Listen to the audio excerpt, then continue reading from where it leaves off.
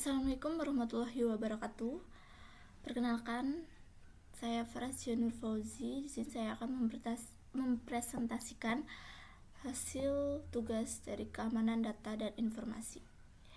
Saya mengambil kasus pelanggaran data Equifax 2017. Equifax itu adalah sebuah lembaga pelaporan kredit konsumen multinasional Amerika yang berkantor pusat di Atlanta, Georgia, dan merupakan salah satu dari 3 lembaga pelaporan kredit konsumen terbesar. Pada bulan Mei dan Juli 2017, Biro Kredit Amerika Equifax pernah diretas dengan catatan pribadi 147,9 juta warga Amerika beserta 15,2 juta warga Inggris dan sekitar 19.000 warga Kanada diretas terkait dengan pencurian identitas. Ketika Equifax menemukan peretasan tersebut pada akhir Juli tetapi tidak mengungkapkan kepada publik hingga September 2017 sebagai bagian dari penyelesaiannya dengan Komisi Perdagangan Federal Amerika Serikat. Equifax menyediakan dana penyelesaian dan pemantauan kredit gratis kepada pengguna yang terkena dampak. Informasi yang diakses dalam pelanggaran tersebut mencakup nama depan dan belakang, nomor jaminan sosial, tanggal lahir, alamat, dan dalam beberapa kasus yaitu nomor SIM untuk sekitar 143 juta warga Amerika.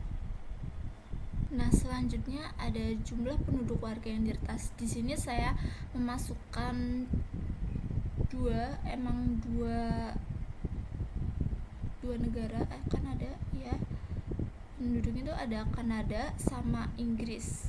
Jadi informasi yang saya dapat itu mengenai hampir 14 juta penduduk Inggris juga dibobolkan, dan itu 14 juta penduduk Inggris seperti yang ada di bagian yang bawah itu. Inggris mengenai 14% atau 14 juta penduduk Inggris yang dibobol.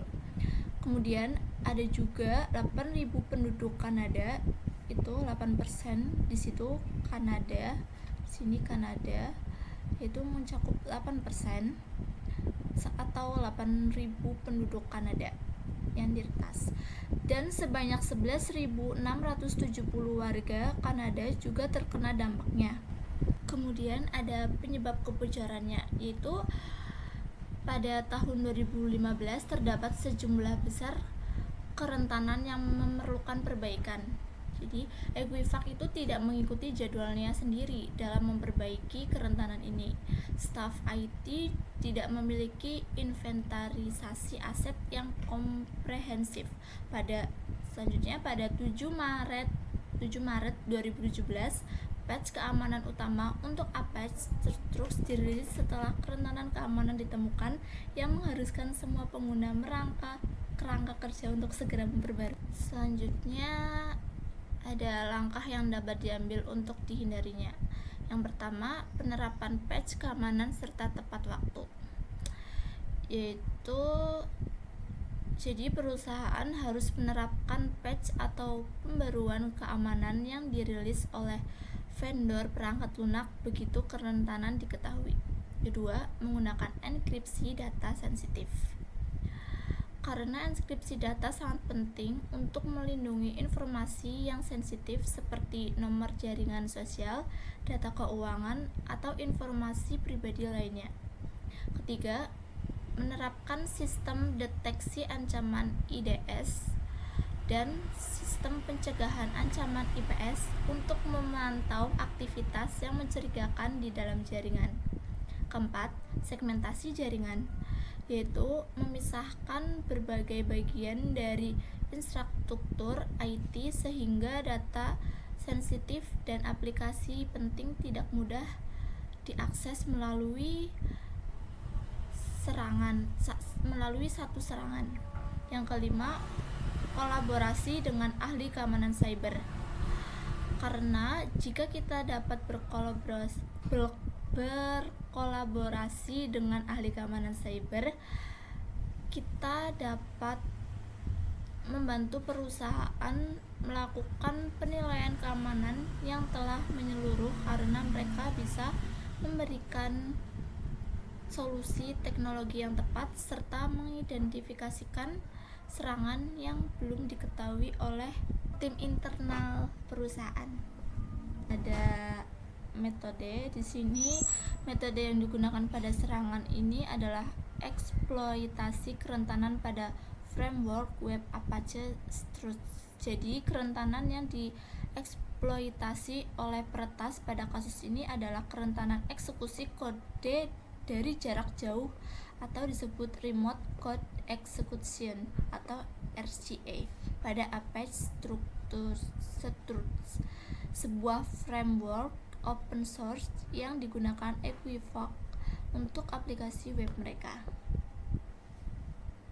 Selanjutnya ada kaitannya dengan hukum di Indonesia. Jadi kaitannya dengan hukum di Indonesia yaitu pertama, Undang-Undang Perlindungan Data Pribadi atau UU PDP.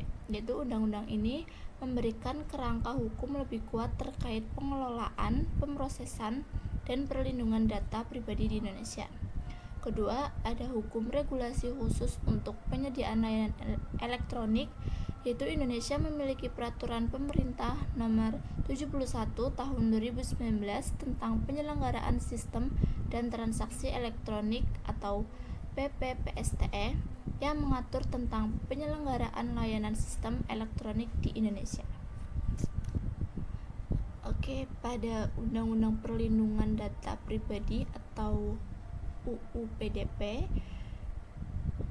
yaitu pihak perusahaan mengelola data pribadi dan diwajibkan untuk menjaga keamanan data dengan standar yang baik, serta menerapkan mekanisme untuk melindungi data dari akses ilegal. Yang kedua, regulasi khusus untuk menyediakan layanan elektronik, yaitu pada kewajiban keamanan sistem.